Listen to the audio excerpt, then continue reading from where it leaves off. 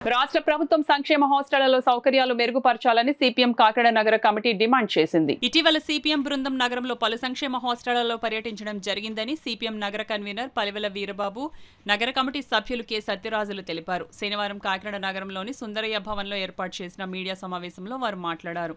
రాష్ట్ర ప్రభుత్వానికి చిత్తశుద్ధి ఉంటే సంక్షేమ హాస్టళ్లలో సౌకర్యాలు మెరుగుపరచడానికి తగిన విధంగా నిధులు కేటాయించాలని వారు డిమాండ్ చేశారు. ఈ సమావేశంలో నాయకులు మలక వెంకటరమణ, మేడిశెట్టి వెంకటరమణ తదితరులు పాల్గొన్నారు. హాస్టల్స్ లో సాయంత్రం పూట పిల్లల్ని హోంవర్క్లు చేయడానికి కానీ లేదా డౌట్స్ అయ్యి తీర్చడానికి ట్యూటర్స్, పార్ట్ టైం ట్యూటర్స్ని నియమిస్తే బాగుంటుంది. జిల్లా విద్యాశాఖాధికారి దాన్ని పరిశీలించి కలెక్టర్ గారికి ప్రతిపాదనలు పెట్టి ఆ కార్యక్రమం జిల్లా విద్యాశాఖాధికారి తీసుకోవాలని చెప్పి మా విజ్ఞప్తి. ఇవే కాకుండా జనరల్గా ప్రభుత్వం అన్ని హాస్టల్స్కి సరిపడా నిధులు కేటాయించి ఆ నిధుల సక్రమ వినియోగానికి పర్యవేక్షణాధికారులను కూడా ఉండేలాగా, అలాగే హాస్టల్స్లో కేవలం ఒక హాస్టల్లో ఒక వార్డునే కాకుండా సహాయ వార్డుని కూడా ఉంచవలసినటువంటి అవసరం ఉంది. పెద్ద పెద్ద హాస్టల్స్ ఉన్నప్పుడు సహాయ వార్డులను పెట్టాలి. చాలా కాలం నుంచి వాళ్ళకి ప్రమోషన్స్ కూడా లేవు. కాబట్టి ఈ సమస్యలన్నింటినీ ప్రభుత్వం సానుభూతితో పరిశీలించాలి. మరి విద్యాశాఖ మంత్రిగా ఉన్న నారా లోకేష్ గారు చాలా విద్యారంగం మీద అనేక రకాలైనటువంటి విప్లవాత్మకమైన మార్పులు తీసుకొస్తున్నారు. అదే సందర్భంలో హాస్టల్స్ను కూడా ఆ దృష్టితో చూసి పిల్లలకి నేటి బాలలే రేపటి భావి భారత పౌరులు కాబట్టి రేపు రాబోయే సమాజానికి ఆదర్శప్రాయంగా పిల్లలు ఉండాలి అంటే అక్కడ ఉన్నటువంటి వాళ్ళందరూ అట్టడుగు వర్గాలకు చెందినటువంటి వాళ్ళు, అల్పాదాయ వర్గాలకు చెందినటువంటి వాళ్ళు.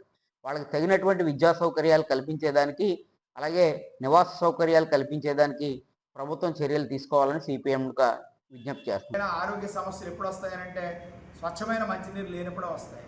కాకినాడ నగరపాలక సంస్థ మంచినీళ్ళు అన్ని హాస్టల్స్కి అందించే ఏర్పాటు అనేది చేయాలి, లేదా ఆర్ఓ ప్లాంట్స్ నిర్మాణం అనేది చేపట్టాలి. ట్రైబల్ హాస్టల్కి సంబంధించి చాలా ఇబ్బందులు ఎదుర్కొంటున్నారు. 200 మంది పైగా ఉన్న పిల్లల్లో 8 టాయిలెట్స్ ఉన్నాయి. వంట చేసేది కూడా ఆరు బయటనే వంట జరుగుతుంది. వర్షం వస్తే వంట ఎక్కడ చేయాలా?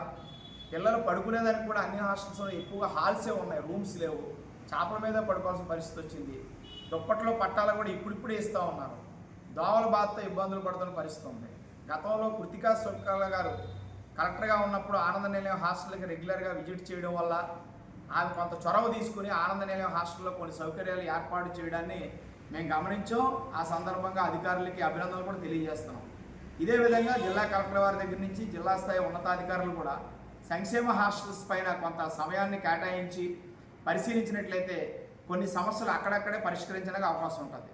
రాష్ట్ర ప్రభుత్వం చేయాల్సింది ఏంటంటే సంక్షేమం అనే మాట నీటి మూటగా మిగిలిపోకుండా చిత్తశుద్ధిగా అమలు చేయాలట్లయితే సంక్షేమ రంగ హాస్టల్స్లో మెరుగైన సౌకర్యాలు ఏర్పాటు చేసి భావి భారత పౌరులకి, ముఖ్యంగా అణగారిన వర్గాలకి మంచి భవిష్యత్తుని కల్పించడానికి నిధులు కేటాయించాలని, సొంత భవనాల నిర్మాణానికి బడ్జెట్ కేటాయించాలని, కాస్మెటిక్ ఛార్జీలు సకాలంలో అందించాలని, మెనూ ఛార్జీలు పెంచాలని సిపిఎం నగర కమిటీ తరఫున ప్రభుత్వాన్ని డిమాండ్ చేస్తుంది.